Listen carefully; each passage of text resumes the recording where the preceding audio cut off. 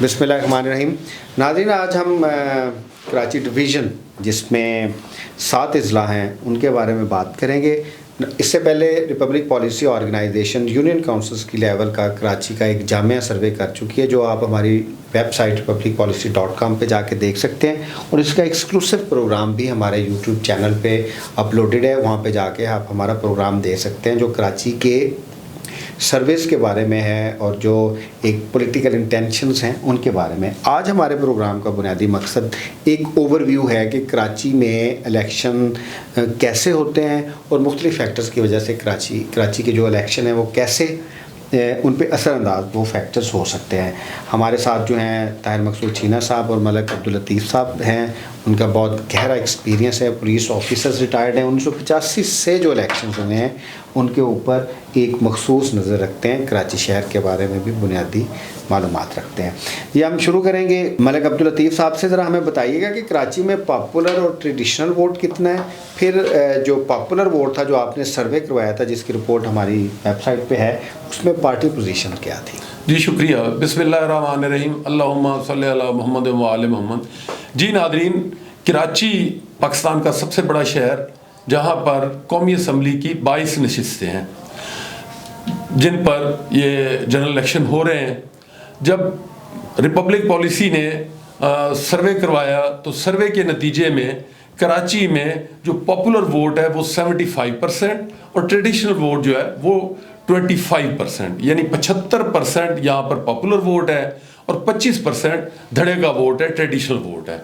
जब हम popular vote की फर्दर बाइफर्केशन पे गए कि किस सियासी जमात के साथ कितने % लोगों ने अपनी वाबस्तगी जाहिर की, तो यहाँ पर पीटीआई सबसे आगे 33%, जबकि Pakistan Peoples party 18%, MQM 15%, Jamaat Islami 14%, TLP 11% और अदर्स में 9% यहाँ पे लोगों ने अपनी वाबस्तगी वो सियासी जमातों के साथ। तो यहाँ पर आप कह सकते हैं कि कराची शहर में पॉपुलर वोट की तादाद बहुत ज़्यादा 75%, और उसमें से पीटीआई के साथ जो लोगों की वाबस्तगी है वो 33% है। यहाँ पर कराची में बिलअमूम एक जो इलेक्शन के दौरान एक वेव है किसी भी सियासी जमात के फेवर में, तो इस वक्त वहाँ पे जो वेव है वो पीटीआई के फेवर में इस वक्त जा रही है। जी नाज़रीन, आगे बढ़ते हैं क्योंकि कराची की जो सीट्स हैं 22 हैं, NA 229, NA 229 से लेके 250 तक। 60 डिस्ट्रिक्ट्स हैं। मलीर में 229 से 231 तक हैं, ज़िला कुरंगी में 232 से 234 तक हैं, फिर ईस्ट में 235 से 238 तक हैं, साउथ में 239 से 241 तक हैं, किमाड़ी जो एक पुराना इलाका है कराची का 242 2 सीटें हैं, 242 और 243। वेस्ट में फिर NA 244 से लेके 246 तक है, और जो सेंट्रल है 247 से 250 तक है। 22 सीट्स हैं। इनके नाज़रीन हमारा जो सर्वे है वो हमारी रिपब्लिक पॉलिसी की वेबसाइट और यूट्यूब चैनल पे ऑलरेडी अपलोडेड है। अब हम इसको आगे बढ़ाते हैं। छीना साहब, आपसे क्वेश्चन है कि कराची के जो आबादी के लिहाज से डिस्ट्रीब्यूशन तो सीट्स की पूरी हुई है, 8 लाख से 10 लाख की आबादी के ऊपर एक हल्का खड़ा है, लेकिन जो वोटर्स की तादाद है अगर आप वो रेशो लें कंपेरेटिवली वो पर कॉन्स्टिट्यूंसी कम है, तो क्या ख्याल है आपके इसके बारे में? क्या वोटर ज़्यादा सेटल्ड बाहर हैं? इसकी वजह यही हो सकती है कि कराची में जब आबादी जो है उसकी गिनती की गई है तो वो लोग ज़ाहिर है बाहर से बहुत सारे लोग हैं जो काम करने के लिए यहाँ पे आते हैं, इंटीरियर सेंस से आए हैं, पाकिस्तान के दूसरे इलाकों से बहुत सारे लोग गए हैं। सबसे पश्तून बड़ा इलाका है, पश्तून जो हैं बहुत ज़्यादा हैं, सो मतलब पूरे पाकिस्तान के लोग वहाँ पे हैं। अब जब आई है वोटिंग की बारी और जो परमानेंट एड्रेस है वहाँ पे आम तौर पे लोगों के वोट जो हैं वो चले गए। अब अगर उन लोगों ने चेंज करवाने थे जो नहीं करवाए, सो इसलिए वहाँ पे जो वोट है उसकी रेशो जो है मुख्तलिफ हलकों में मुख्तलिफ है, बहुत कम भी है, मतलब 2 लाख से लेके 5 लाख तक है, जबकि आबादी जो है वो वही 8 लाख से 10 लाख 10 लाख, क्योंकि आबादी में फ़र्क जो है वो पहले 10% था एक हल्के का, दूसरे हल्के से हो सकता था, अब उसको कम करके 5% कर दिया गया है। सो आबादी का जो डिफरेंस है वो 5% ही हो सकता है। वोट जो है वो उसका डिफरेंस काफ़ी ज़्यादा है, और उसकी वजह यही है कि वहाँ पे लोग काम करने के लिए बहुत सारे आते हैं और उनके एड्रेसेस जो हैं परमानेंट वो कहीं और हैं। जी, इस तरह हम कह सकते हैं कि 40,000 से लेके 1.5 लाख के अंदर अंदर कराची की कॉन्स्टिट्यूंसीज वेरिएट करेंगी। ये लाहौर में भी ऐसा नहीं है, फैसलाबाद में भी नहीं है, पाकिस्तान के बड़े शहरों में ऐसा नहीं है। कराची इस लिहाज से यूनिक है। मलिक साहब, आगे बढ़ते हैं, हम अपनी बात करते हैं अब टर्न आउट की। टर्न आउट कराची का एक बहुत बड़ा इशू रहा है, क्योंकि कराची में एक बहुत बड़ा सेंटिमेंट उन लोगों के साथ है जो ट्रेडिशनली वोट नहीं डालते रहे, लेकिन एक इस दफ़ा उन्होंने कहा है कि उन्होंने अपने कैंडिडेट्स भी ये मार के ये हमारे कैंडिडेट्स हैं। तो अब तमाम ग्रुप्स, तमाम पार्टीज़, तमाम धड़े कराची में they are going to contest elections, तो टर्न आउट बढ़ेगा। जी बिल्कुल सही फरमाया आपने। देखिए, वोट जो है ये हर जिसका वोट रजिस्टर्ड है इलेक्शन कमीशन ऑफ पाकिस्तान के पास वोट बना हुआ है, तो वोट डालना उसका आईनी और इखलाकी फरीज़ा है। तो लोगों में अब इस अवेयरनेस जो है वो आ चुकी है कि वो अपने वोट का इस्तेमाल करना चाहते हैं, वो अपना वोट हक़ राय दही इस्तेमाल करना चाहते हैं। अब जो है इस इलेक्शन में ख़ास तौर पे आपको टर्न आउट जो प्रीवियस इलेक्शंस हैं 2018, 2013, उनके साथ आप मवाजना कर लेना। कल शाम को आपको रिजल्ट्स आने शुरू हो जाएंगे, तो टर्न आउट जो है वो पहले से कहीं ज़्यादा होगा। और जब टर्न आउट ज़्यादा होगा तो फिर इसका मतलब ये है कि जो पॉपुलर वोट है उसकी कास्टिंग बढ़ेगी। जी, मलिक साहब, आपसे हमारा क्वेश्चन है, क्योंकि जो आपने सर्वे करवाया था उसमें ज़ाहिर अल्ताफ़ हुसैन फैक्टर शामिल नहीं था, लेकिन उनका भी अच्छा खासा था। बल्कि आपकी रिपोर्ट में देख रहा था कि 2013 में भी अल्ताफ़ उर्दू स्पीकिंग अगर बात करें तो एक बहुत बड़ा हिस्सा जो था अल्ताफ़ हुसैन की सियासत को पसंद नहीं करता था। तो वो सबसे पहले उसने पीटीआई को ज्वाइन किया 2013 में, फिर 2018 में और वजूहात हुई, फिर वो अल्ताफ़ हुसैन के कुछ लोग जो इलेक्शन नहीं लड़ रहे थे वो भी पीटीआई को उन्होंने वोट दिया। अब अल्ताफ़ हुसैन साहब वापस आए तो वो अपना वोटर तो अट्रैक्ट करेंगे। आपके ख्याल में क्या नुकसान एमक्यूएम को होगा अल्ताफ़ हुसैन के इलेक्शन लड़ने से, या जमात इस्लामी या पीटीआई को होगा, क्योंकि ये तीनों लोग उर्दू स्पीकिंग वोट्स के ऊपर इंसार किए हुए हैं? देखिए, कराची की बड़ी कॉम्प्लिकेटेड सी पॉलिटिकल सिचुएशन है, ख़ास तौर पे जो उर्दू स्पीकिंग है उनके माबैन। मुझे तो जो इस वक्त अल्ताफ़ हुसैन साहब का उन्होंने अपने उम्मीदवारान जो दिए हैं, तो मुझे तो उसका जो नुकसान पहुंचना नज़र आता है वो ज़्यादा तो एमक्यूएम को ही है।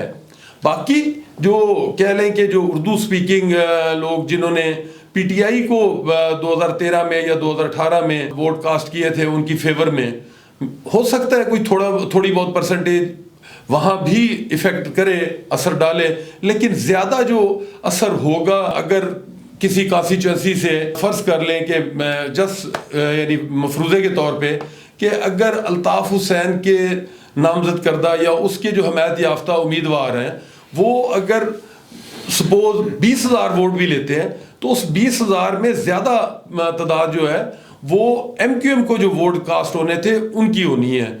उसमें से कोई 5%, 10% आप लगा सकते हैं कि जो तहरीक इंसाफ की तरफ जाने वाले थे वो अल्ताफ़ हुसैन साहब के जो उम्मीदवार हैं उनको वोट कास्ट करेंगे। जी नाज़रीन, जैसा कि आप जानते हैं कि जो कराची में जो हमारी सर्वे रिपोर्ट है उसमें जो एक इंडिकेटर आया था कि तहरीक इंसाफ को उर्दू स्पीकिंग भी वोट देते हैं, उनको बलोच वोट भी देते हैं, पंजाबी वोट भी देते हैं, पश्तून भी देते हैं, हज़ारा के लोग भी देते हैं, गिलगित बल्तिस्तान को वोट देते हैं। हाँ, कराची में जो सिंधी स्पीकिंग हैं उनमें पीटीआई को कम वोट पड़ता है। That goes primarily to Pakistan Peoples party.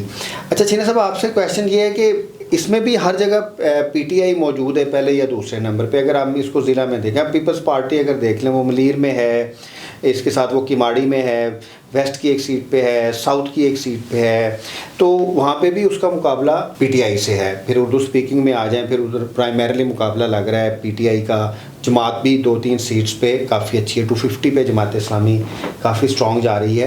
PTI भी इक्वली स्ट्रॉन्ग है, जो आपकी एक रिसर्च है। तो इधर 22 की 22 सीटों में अगर लहर चलती है जो एक कराची में चलती है, तो फिर पीटीआई तो हर जगह कम्पीट करेगी।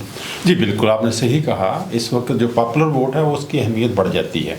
अगरचे यहाँ पे जो पॉपुलर वोट था उसमें पीटीआई को थोड़ा एज हासिल था, वो 33% पे थे, बाकी पार्टियाँ जो हैं वो उनसे कम पे थी। तो यहाँ पे एक अगर ऐसी लहर ही आ जाती है और सारा जो है बना हुआ जिस तरह के जी पीटीआई आगे जा रही है, तो उसका फ़ायदा तो यकीनन उसको मिलेगा।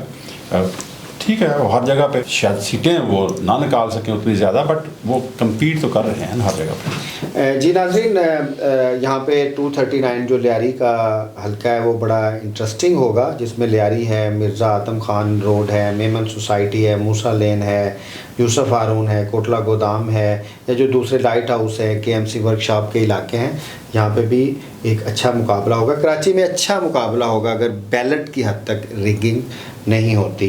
तो आखिरी क्वेश्चन मलिक साहब आपसे है कि अगर पीटीआई का पॉपुलर वोट डालता है जो आपके सर्वे में सामने आया, तो कराची में भी तहरीक इंसाफ अच्छी खासी सीट्स ले जाएगी। जी बिल्कुल सही है कि देखें, आपने खुद बताया और हकीकत भी यही है कि पीटीआई को ये एक एज आपको देनी पड़ेगी कि उन्होंने तमाम तर जो हालात जिस किस्म का जिनका वो सामना कर रहे थे, इसके बावजूद उन्होंने कराची की तमाम कॉन्स्टिट्यूएंसीज पे, तमाम सीटों पे अपने उम्मीदवार दिए। और जब पॉपुलर वोट में जब उनकी परसेंटेज भी ज़्यादा है और वेव की सूरत में, वेव की पोजीशन में, तो उसका बेनिफिट तो पीटीआई को मिलेगा ही मिलेगा, वो उससे इनकार नहीं किया जा सकता। बाकी बात यह है कि जी चौधरी साहब की बात से मैं एग्री करता हूँ कि जी वो सीटें कितनी निकाल पाते हैं ये तो 8 फरवरी को शाम को ही आप देख सकेंगे, लेकिन अच्छा मुकाबला जो है वो आपको ज़रूर नज़र आएगा। जी नाज़रीन, ये जो 22 सीट्स हैं, अगर इनके आप वोट्स जमा करेंगे तो तहरीक इंसाफ के वोट सबसे ज़्यादा होंगे। आखिरी क्वेश्चन छीना साहब आपसे, यहाँ हर कॉन्स्टिट्यूंसी में जो वोट है, क्योंकि बेसिकली ये पॉपुलर वोट का ज़िला है जो 75% है, वो 5 जगह पे तकसीम होगा। पीटीआई को पड़ेगा, एमक्यूएम के दोनों धड़ों को पड़ सकता है, फिर जमात इस्लामी को भी पड़ेगा, पीपल्स पार्टी को भी पड़ेगा, टीएलपी भी यहाँ पे स्ट्रॉन्ग है, उनको भी पड़ेगा, और 2-3 सीट्स पे पीएमएलएन को भी वोट पड़ेगा। जब 5-6 जगह पे वोट पड़ेगा तो फिर तो जो पॉपुलर वोट में पार्टी आगे है वो डिवाइड वोट होगा, तो वो फिर थोड़े वोट लेके भी जीत सकेगी। जी बिल्कुल बिल्कुल, आप सही कह रहे हैं कि और यहाँ पे चूँकि कैंडिडेट ज़्यादा हैं, ज़्यादा पार्टियाँ वहाँ पे इलेक्शन लड़ रही हैं, तो जो पॉपुलर वोट है वहाँ पीटीआई जो है उसको थोड़ा एज हासिल है। तो ये मुमकिन है वो वोट थोड़े हों और वो जीत भी जा सकते हैं। ये एक एज हासिल है उनको। जी नाज़रीन, कराची के बारे में आपने अपना ओवरव्यू दिया। आप हमारे survey report, detail survey report republicpolicy.com पे जाके पढ़ सकते हैं। इसके अलावा आप जो कराची के बारे में हमारा डिटेल्ड कॉन्स्टिट्यूंसी का प्रोग्राम है वो भी यूट्यूब चैनल से देख सकते हैं। कराची का रिज़ल्ट डिपेंड करेगा उस पॉलिटिकल वेव के ऊपर कि वो चलती है या नहीं चलती, और टर्न आउट के ऊपर, क्या लोग आज़ादाना टर्न आउट देते हैं और क्या बैलेट रिगिंग होती है या नहीं। तो अगर आपको हमारा प्रोग्राम पसंद आए तो हमारा चैनल ज़रूर सब्सक्राइब कीजिएगा। हमारी कोशिश है, हमारे थिंक टैंक की कोशिश है कि जो पॉलिटिकल रिफॉर्म्स हैं, जो गवर्नेंस हैं, सिविल सर्विसेज हैं, ब्यूरोक्रेसी है, इकॉनमी है, या जो पाकिस्तान को मसाइल हैं, उसके ऊपर आसान तरीके से लोगों को आगाही फराहम की जाए। अल्लाह हाफ़िज़। अल्लाह हाफ़िज़।